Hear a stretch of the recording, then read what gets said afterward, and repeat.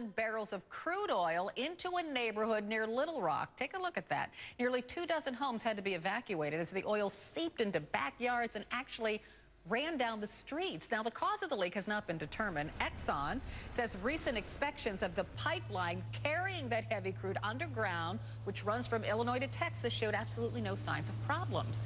But critics of another project, the politically charged Keystone Pipeline, say the incident in Arkansas clearly shows what a pipeline running under the ground can do to the environment. Joining me now, Jason Johnson, chief political correspondent for Politic 365 and Hiram College political science professor, and Amy Kremer, chairwoman of the Tea Party Express. Welcome to both of you. Good morning. Thanks for having us. Okay, so you knew kind of there was a maybe a leak in an oil pipeline that was running underground in Arkansas. Maybe environmentalists would point to that as an example of why we should not move quickly on the Keystone Pipeline, because the pipeline in Arkansas carried the same kind of heavy crude oil that the Keystone Pipeline would through Nebraska and Oklahoma. So is it a fair comparison, Jason? I think it's a fair comparison because what you're seeing in Arkansas, that's only about 80,000 gallons a day, and the Keystone Pipeline is going to be like 900,000 gallons a day. If we have these kinds of problems in one or two places in Oklahoma, in Nebraska, this would be a huge expense. So I do think this is a legitimate concern for environmentalists and for taxpayers who don't want to have to pay to clean this up. So should the president pause? I mean, he's supposed to make a decision on the Keystone Pipeline sometime this summer, but should he wait? I actually think that this is shows exactly why we need the Keystone Pipeline, because this pipeline is 60 years old. We need to upgrade and get that oil from Canada to the States. And I mean, obviously,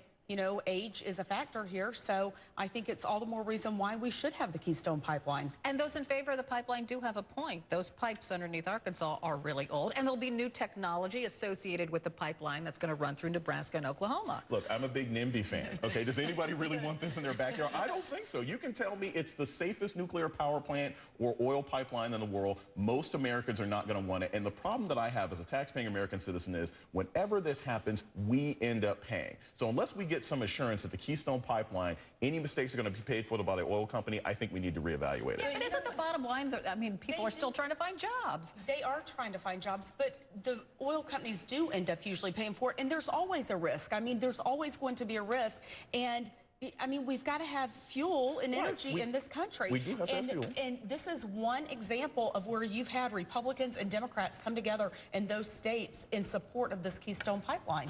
And I think if we did something about infrastructure in general, this would be great. I don't think just the pipelines. We should also be talking about roads, and we should be talking about bridges. But again, I think the risks are too great, and they end up being too expensive. We don't need to push this through now. There's other things we can focus on. Where are we going to get the fuel? I mean, we've got to have, I mean, we have our own drilling. We have our own opportunities to get fuel here. We don't always have to use these pipelines, and in particular when they have these kinds of issues. Okay, so no meeting of the minds on this issue, but we get the point.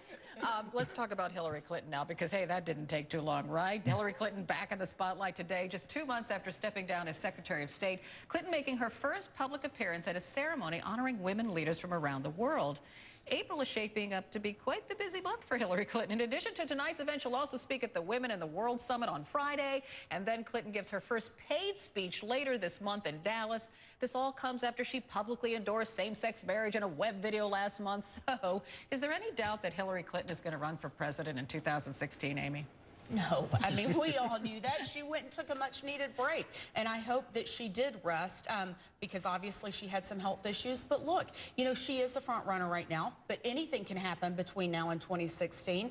And the Benghazi thing, that is something that I think she's going to have to deal with, because no one wants that attached to their presidential candidate. And then, of course, her health. But, you know, I think it's good that she's getting out there. I knew when she walked away from the State Department, we had not seen the last of her. Well, Hillary Clinton's camp says, you know, we haven't made any decisions yet, probably won't run for president, but because she's not making a decision yet, isn't that holding off other Democratic candidates who might want to jump into the fire? It's not holding off anybody. This is going to be a very, very, very important election for Democrats. And so I think there are going to be tons of people who want to run, even if she is the front runner. I'm already preparing for Hillary Clinton fatigue, because that's going to be the case in 2 years, because we all know that she's going to run. So I don't think it's going to hold anyone else back. Joe Biden still wants to run, and they're going to be at loggerheads on this. So it's going to be an open field. On the Republican side, Amy, I mean, in Florida, let's say, there are polls taken. Hillary Clinton's actually way ahead of Marco Rubio, let's say. So how will Hillary Clinton running affect who runs on the Republican side? Well,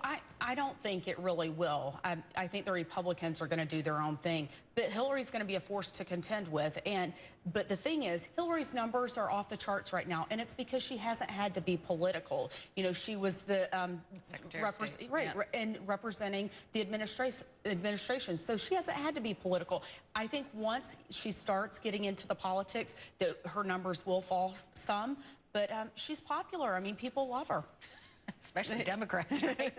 Thanks to both of you, Jason Johnson, Amy Kremer. We appreciate it. Thank you for having us. Attention, New Jersey spring breakers. If you want to tan